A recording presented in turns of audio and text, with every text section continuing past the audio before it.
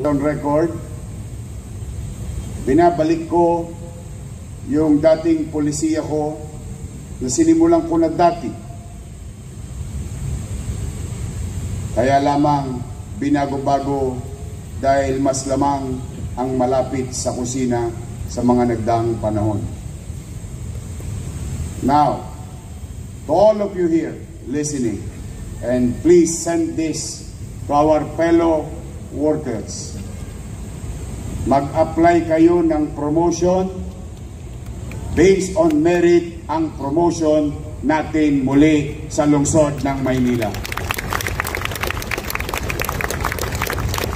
Marami sa inyo dyan, alam ko natapakan ang paa ninyo. Minsan nga nagugulat kayo, bigla na lang pumasok sa opisina yung bagong appointment mas mataas pa kaysa sa iyo. Tama. Opo, alam naman natin yan. Sabi ko nga sa inyo, in problem solving, you accept the problem, then we introduce solution. Nung araw, saksi ang Diyos, 98% ng na-promote na permanent, hindi ko kilala, hindi ko nakita.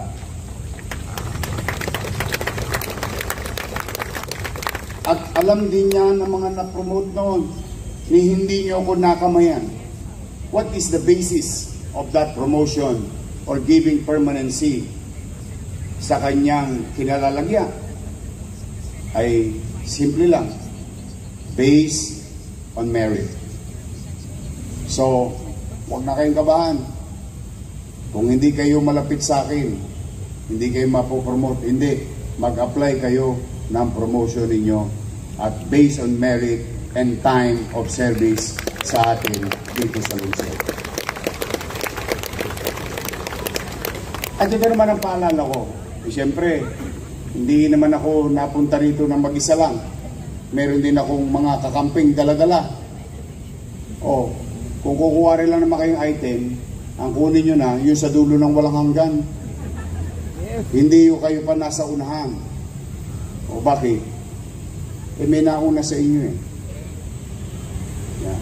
True that we have to accommodate you if you are qualified.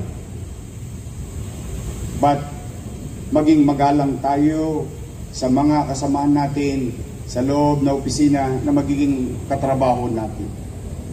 Kaya, Madam Jo Quintos, you know the drill. Repeat order lang to. Please, huwag kayong mahihiya.